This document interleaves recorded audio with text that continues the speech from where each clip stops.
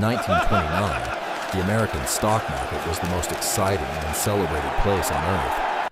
Stock prices had been rising consistently for years, and absolutely everyone wanted in. Ordinary people borrowed money they didn't have to buy stocks they couldn't actually afford. Then one Thursday in October, the selling began and it did not stop for days. The market lost 25% of its entire value in just 2 trading days. Banks began to collapse across the country. Thousands of them, one after another. 1 in 4 Americans who wanted to work could not find a single job anywhere. It became the single worst economic disaster in all of modern recorded history. Let's rewind.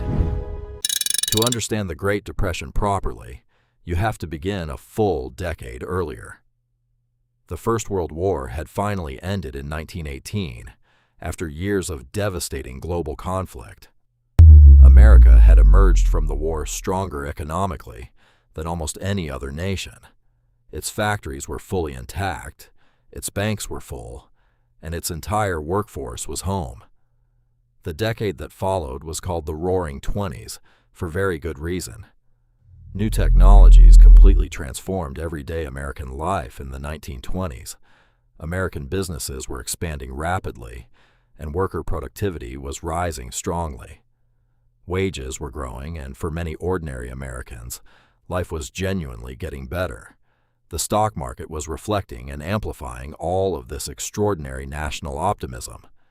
The Dow Jones climbed from around 60 in 1921 to 381 by 1929, a rise of more than 500% in just 8 short and extraordinary years. Stocks weren't just going up, they genuinely seemed like they could never go down. This widely shared and deeply held belief was the most dangerous thing in the room, because it directly and inevitably led to something called buying on margin. Buying on margin simply means using borrowed money to purchase stocks and investments. You put down a fraction of the price and a broker lends you the entire rest. In the 1920s, the margin requirements for borrowing were dangerously loose. You could purchase a full $100 of stock by putting down just $10. If the stock rose just 10%, you had completely doubled your original investment. But if the stock fell 10%, you had lost absolutely everything you had put in. And if it fell further still, you suddenly owed money you might not actually have. Millions and millions of ordinary Americans were in exactly this position by 1929. By 1929, the stock market wasn't just a financial institution anymore in America. It had become a genuine and all-consuming national cultural phenomenon. Shoeshine boys were confidently giving stock tips and taxi drivers discussed their hot picks. A famous story: financier Bernard Baruch quietly sold all his stocks at this point. After a shoeshine boy gave him a tip, Baruch concluded the market had peaked. When absolutely everyone is already in the market, there is nobody left to buy. Beneath all the exuberance and optimism, very real warning signs had been building. American agriculture had been quietly struggling for years before the crash arrived. Farmers had borrowed very heavily during World War I to expand their operations. After the war ended, crop prices fell sharply and farmers simply couldn't repay. Rural banks that had lent to those farmers began failing quietly throughout the 1920s. Industrial production was also slowing in 1929, and unsold inventories were building up. Consumer debt across the country had reached genuinely historic and concerning highs, and stock prices had become completely disconnected from any reasonable business value. Stocks were worth exactly what people collectively believed they were worth, nothing more. And in 1929, people believed with complete conviction that they could only go up, until, one autumn morning in October, they suddenly and completely didn't. September and early October. 1929 brought the very first signs of genuine nervousness. Small declines appeared, followed by partial recoveries, followed by more small declines. The market felt genuinely unstable in a way that it simply hadn't ever felt before. On Thursday, the 24th of October, 1929, It finally broke. This catastrophic day in financial history became known forever as Black Thursday. A devastating wave of selling orders hit the exchange the very moment trading opened. There was simply far more selling pressure than the available buyers could possibly absorb. Prices began falling sharply and rapidly across every sector of the market simultaneously. Margin calls triggered automatically across thousands of investor accounts simultaneously.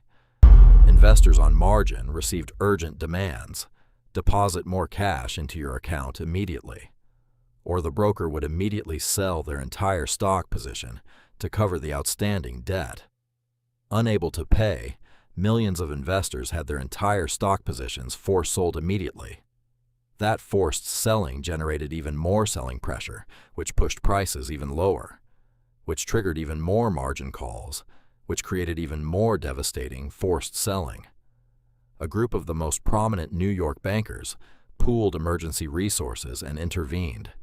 They bought stocks aggressively to steady the market, and it worked for a very short time. Over the weekend that followed, a cautious and fragile optimism briefly returned, and then Monday arrived and completely destroyed that fragile weekend optimism. Black Monday. The stock market fell a catastrophic 13% in a single day, and then Tuesday arrived, and Tuesday was somehow even more catastrophic than Monday. Black Tuesday became the single worst day in the entire history of the stock market. The Dow Jones Industrial Average fell another devastating 12% on that single day. In total, from September to mid-November 1929, the market fell approximately 48%, nearly half of all American stock market value, completely gone, in just a matter of weeks. But the stock market crash alone did not by itself cause the Great Depression to happen. Stock market crashes have happened many times before and since without producing depressions. What turned this specific crash into something truly catastrophic was what happened to banks. Banks had done two very specific things that made them dangerously vulnerable to collapse. First, banks had lent enormous amounts of money to investors buying stocks on margin. All those margin loans were now essentially worthless, or very close to completely worthless. Second, banks had also invested their depositors' own savings directly in the stock market. Both of these actions were, remarkably, entirely legal under the laws of 1929, and both had now severely and simultaneously damaged every bank's balance sheet. When ordinary depositors understood this, they ran immediately to withdraw all their money. Bank runs are self-fulfilling prophecies that can destroy even otherwise healthy banks. Between 1930 and 1933, approximately 9,000 American banks completely failed. 9,000 individual bank failures across America in just 3 devastating years.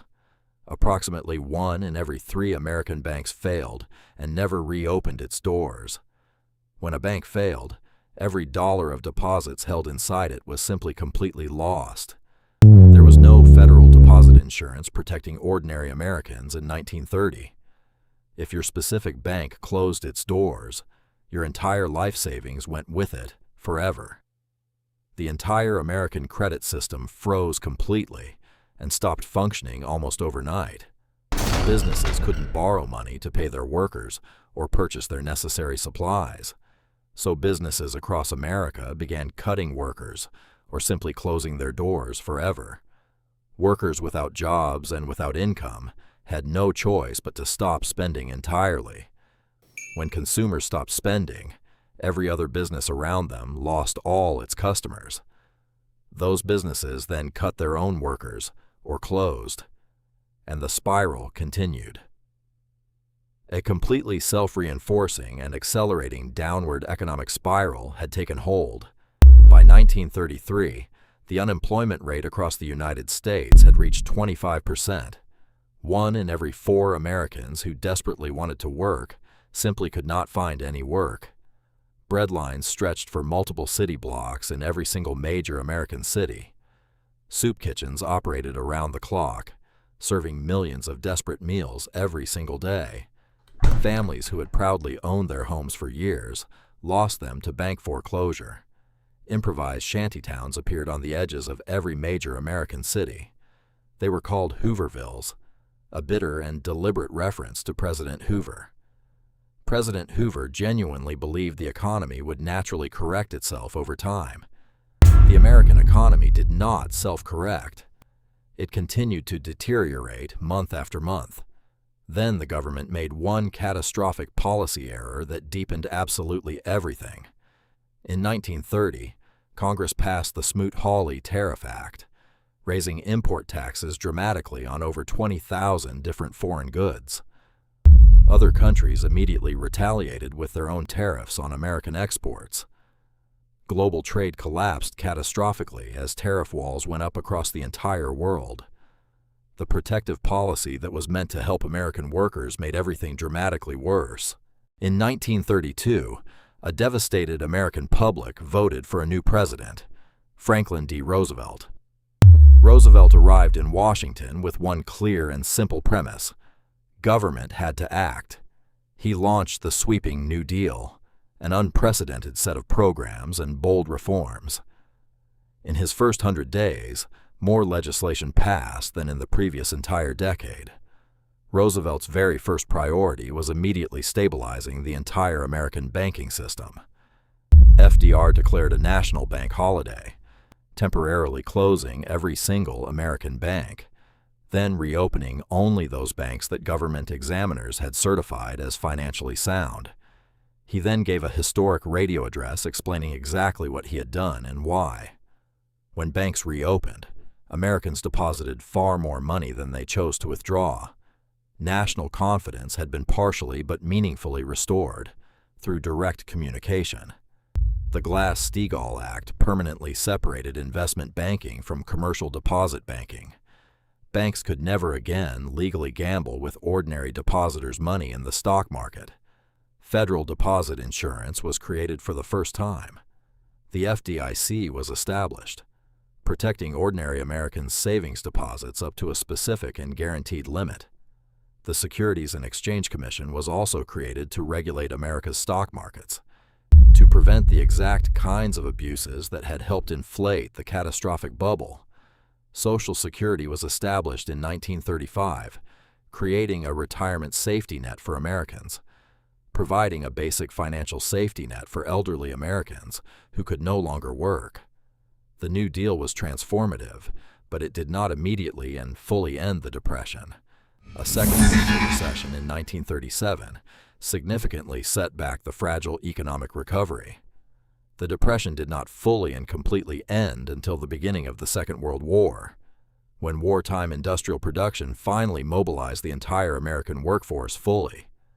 The Great Depression left genuinely permanent and lasting marks on American institutions. The FDIC, the SEC, Social Security, Glass-Steagall, all direct products of the Depression. The Depression also permanently changed what ordinary Americans expected from their government.